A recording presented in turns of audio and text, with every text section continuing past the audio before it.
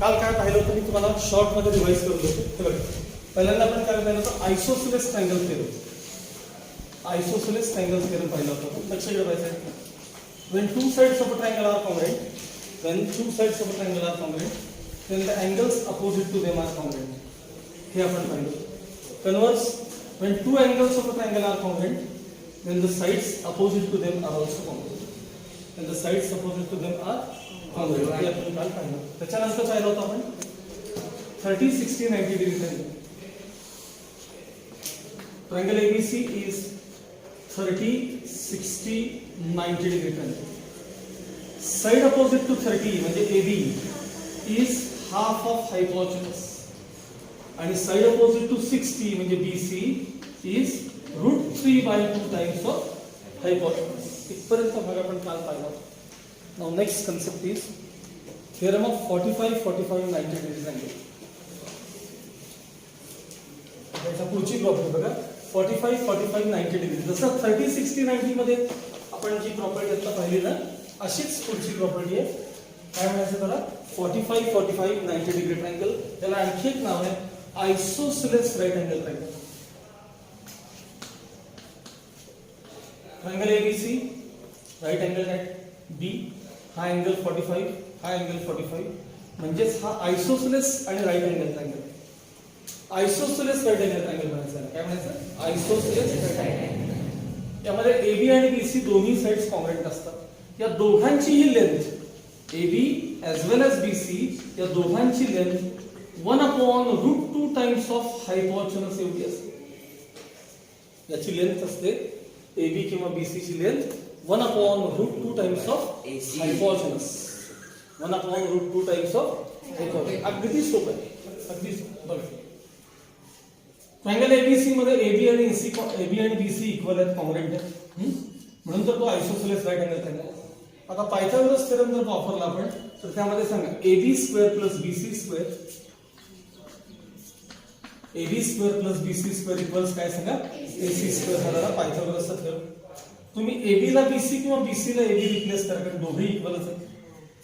मग आता मी AB square as it is plus या BC ला मी काय रिप्लेस करतोय सांगा, पुन्हा एकदा AB रिप्लेस करतोय आणि त्याला AB चा स्क्वेअर लिहिणार आहे, is equal to AC square as it is.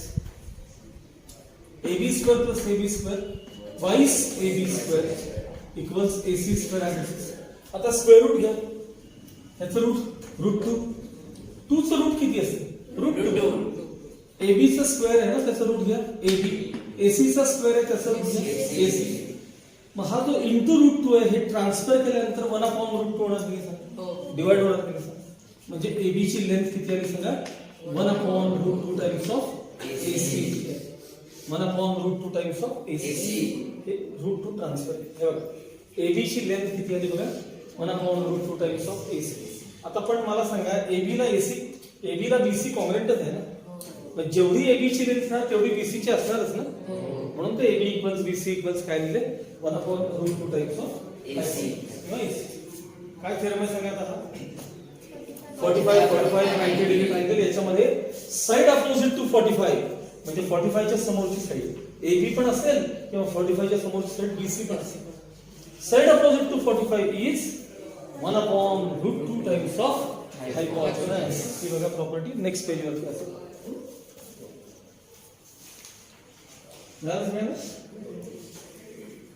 आणि हेच तुम्हाला तिथं त्या रिमेंबर दिस मध्ये हे सगळं तुम्हाला त्यांनी त्या पॅराग्राफ मध्ये सांगितलं. 30, 60, 90 डिग्रीचं असेल तर काय असतं, काय म्हणले वाचून बघा बरं सगळ्यांनी जरा. 30, 60, 90 असेल तर काय नाही वाचा बरं.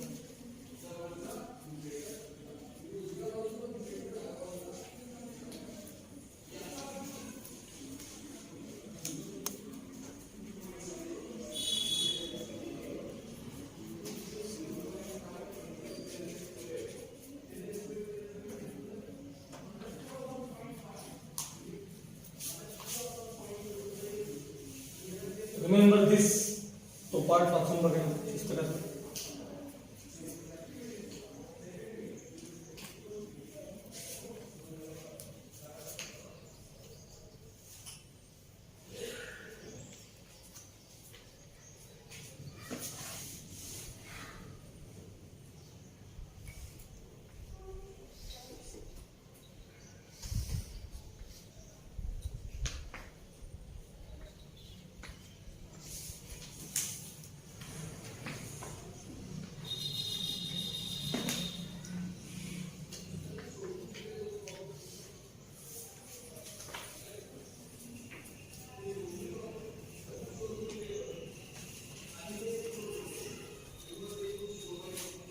हा, page number 38.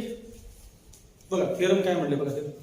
In a right angle triangle the length of median of the hypotenuse is half the length of hypotenuse. ह्याला मी बऱ्याचदा तुम्हाला सोप्या भाषेत असं म्हणतो नेहमी की in right angle triangle median drawn to hypotenuse is half of hypotenuse. Median drawn to hypotenuse is half of hypotenuse. हे लक्षात ठेवायला सगळ्यात सोपं. राईट अँगल ट्रायंगल मध्ये हायपोटेनसवर ड्रॉ केलेली जी मेडियन आहे त्या मेडियनची लेंथ केवढी असते, हायपोटेनसचा हाफ असते असं तुम्हाला स्टेटमेंट आहे. पहिले मेडियनचा अर्थ काय आपण बघू. मेडियन म्हणजे काय तर लक्ष, the segment joining midpoint of a side, segment joining midpoint of a side and opposite vertex is called the median of a triangle. Median म्हणतात कशाला, ट्रायंगलच्या कोणत्याही एका साइडचा मिड पॉइंट आणि अपोजिट व्हर्टेक्स जॉईन करणाऱ्या सेगमेंटला मेडियन असं म्हणायचं.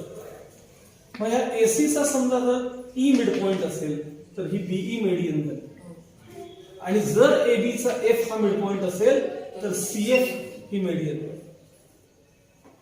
आता या तिन्ही मेडियन्स जे आहेत, ह्या तिन्ही ज्या पॉइंट मध्ये इंटरसेक्ट होतात तो पॉइंट सहसा जी या लेटरनं दाखवतात. सहसा तुम्ही काही दाखवा पण सहसा जी, आणि त्या पॉइंटला म्हणतात centroid of triangle. Point of concurrence of medians is called centroid. या पॉइंटला सेंट्रॉइड असं म्हणतात. जिथं सगळ्या मेडियन्स इंटरसेक्ट होतात त्या पॉइंटला काय म्हणतात, सेंट्रॉइड. आणि त्या सेंट्रॉइडची एक property, centroid divides the median in the ratio 2:1. म्हणजे सेगमेंट एडी, ही एडी, ही जी सेगमेंट एडी आहे ही मेडियन आहे ना, ही मेडियन. आता इथं तो जी पॉइंट आहे, तर या जी पॉइंटनं एडी या सेगमेंटला 2:1 या रेशो मध्ये डिवाइड केलेलं असतं. म्हणजे काय, समजा एडीची लेंथ समजा 9 सेंटीमीटर असेल, 6 and 3, तर एजी 6 असणार आणि जीडी काय असणार 3. मग तुम्ही 6:3 चा रेशो रिड्यूस करून बघा बस, 2:1. Centroid divides the median in the ratio 2:1. त्यातला जो लहान पार्ट असतो की नाही, लहान पार्ट, छोटा पार्ट, तो 1/3 ऑफ मेडियन एवढा असतो, आणि मोठा पार्ट असतो की नाही, मोठा पार्ट 2/3 ऑफ मेडियन एवढा असतो. मग सर आम्ही कसं लक्षात ठेवायचं लहान कुठं मोठा कुठं. व्हर्टेक्सला जो जोडला असतो, आता मला सांगा मेडियन एडी कुठे पहिले बघा, मेडियन एडी कुठे पहिले बघा. व्हर्टेक्सला जो जोडलेला पार्ट आहे की हा व्हर्टेक्स, ए बी सी व्हर्टेक्सेस आहेत ना, व्हर्टेक्सला जोडलेला पार्ट मोठा असतो नेहमी, आणि मिडपॉइंटला जोडलेला, मिडपॉइंट म्हणजे बीसीचा मिडपॉइंट आहे, त्याला जोडलेला पार्ट नेहमी लहान असतो. एक साधं टेक्निक आहे. व्हर्टेक्सला जोडलं की आता मला सांगा ह्याच्यामध्ये बीजी मोठा असतो आणि जी लहान पार्ट असतो, सीजी मोठा पार्ट असतो आणि जी लहान. तर हा जो स्मॉलर पार्ट असतो की नाही, स्मॉलर पार्ट तो 1/3 ऑफ मेडियन असतो. आता मला सांगा तुमची मेडियन जर 9 सेंटीमीटर असेल तर 9 चे 1/3 किती येतात सगळं, 9 चे 1/3 3 येतात. मग काय इथे लिहिलं जीडी 3 आहे. आणि मोठा पार्ट असतो तो 2/3 असतो, 2/3 ऑफ मेडियन 9 सेंटीमीटर. 3 3 जा 3 2 जा 6 असंही लक्षात ठेवा. परत सांगतो, the point of concurrence of medians of a triangle is called centroid. The point of the point of concurrence of medians of a triangle is called centroid. The centroid divides the median in the ratio 2:1. AG is to GD हा ratio किती असणार आहे, 2:1. AG is to GD हा ratio किती असणार आहे, 2:1. मग त्यांच्या लेन्स कशा असतील त्यानुसार यांच्या दोघांच्या लेन्स ठरतात.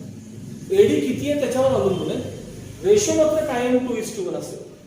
Smaller part is 1/3 of median and larger part is 2/3 of median. Larger part is 2/3 of median. आता आपल्याला काय प्रूव्ह करायचं आहे, राईट अँगल ट्रायंगल मध्ये जर तुम्ही हे बघा AC हा हायपोटेनस आहे, या हायपोटेनसचा समजा D हा तुम्ही मिड पॉइंट घेतला तर या बीडीची लेंथ हाफ ऑफ एसी इतकी असते. अतिशय महत्वाचा थेरम आहे बरं का.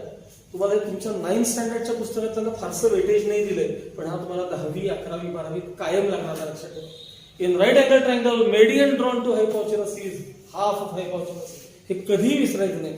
In right angle triangle the median drawn to hypotenuse is half of hypotenuse.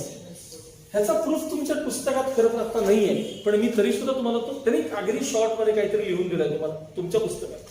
मी तुम्हाला तो डिटेल आणि व्यवस्थित लिहून दाखवणार आहे, फक्त समजून घ्या. काय प्रूव्ह करायचं सांगा आपल्याला. हा ट्रायंगल एबीसी काय सांगा, राईट अँगल ट्रायंगल. त्यामध्ये बीडी काय सांगा, मेडियन. याचा अर्थ डी काय असणार, एसीचा मिड पॉइंट. म्हणजे एडी आणि सीडी काय असणार, कॉंग्रुएंट असणार. एडी आणि सीडी काय असणार, कॉंग्रुएंट. आता याच्यात कन्स्ट्रक्शन असं करायचंय. बीडी एक्सटेंड करा, एवढं एक्सटेंड करा जेवढं डिस्टन्स बीडी आहे तेवढंच हे असतं. म्हणजे हे डिस्टन्स जेवढं आहे ना तेवढंच ते असलं पाहिजे. तर याचं नाव काय सांगा, तिथलं नाव सांगा, ई नाव आहे. ठीक आहे, मग हे जोड. ठीक आहे, जोड. हे झालं तुमचं कन्स्ट्रक्शनचं पार्ट. तिथं वाचून बघा, तुम्हाला कळेल. बीडी एक्सटेंड करा, त्यानंतर बघायचं वाचून. आता लक्षात, बीडी एक्सटेंड करा up to point T such that BD equal CD. ठीक आहे, बीडी आणि ईडी काय झाले सांगा, इक्वल. आता पहिल्यांदा काय करा, हे दोन छोटे छोटे ट्रायंगल्स बघा. हे दोन छोटे कुठल्या टेस्टनं कॉम्प्लिमेंट आहेत सांगा मला. हा, वर्टिकल ट्रायंगल. मग कुठल्या टेस्टनं कॉम्प्लिमेंट आहेत सांगा. ADB in triangle ADB and triangle ADB लिहिलं नाव काय लिहायचं सांगा. एडीबी नाव काय लिहायचं सांगा, एडीबी लिहिलंय तुम्ही. एडीबी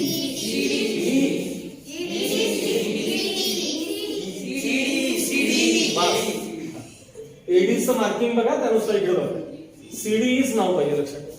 अँड ट्रायंगल सीडीई लक्षात. हे बघा, मी आता इथं लिहित नाही पण सांगतोय नुसतं तुम्हाला. AD complement CD given. लक्ष इकडं. AD complement CD given. हा अँगल कॉम्प्लिमेंट आहे, हा म्हणजे angle ADB. Complement angle CDE. Reason vertically opposite angles. मग बीडी कॉम्प्लिमेंट डीई काय सांगा. बीडी कॉम्प्लिमेंट ईडी काय रिझन, कन्स्ट्रक्शन. मग हे दोन ट्रायंगल कुठल्या टेस्टनं कॉम्प्लिमेंट झाले सांगा. हे कुठल्या टेस्टनं कॉम्प्लिमेंट झाले, एसएस टेस्टनं कॉम्प्लिमेंट झाले का. दोन ट्रायंगल कॉम्प्लिमेंट झाल्यानंतर करस्पॉन्डिंग अँगल कॉम्प्लिमेंट होतात की नाही सांगा. मग मला सांगा, यातला हा अँगल हा हा हा हा हा याला कॉम्प्लिमेंट आहे की नाही सांगा. हा याला कॉम्प्लिमेंट आहे, हा यालाच कॉम्प्लिमेंट. कसं ओळखायचं, अरे मार्किंग बघा. म्हणजे राऊंड डबल आणि मी डॉट केलाय. मग इथं बघायचं राऊंड डबल आणि तो डॉट, असं ते सिक्वेन्स दिसला पाहिजे. म्हणजे हा अँगल ह्याला काय झाला आता, कॉम्प्लिमेंट झाला. का का सांगा, दोन ट्रायंगल्स कॉम्प्लिमेंट आहेत.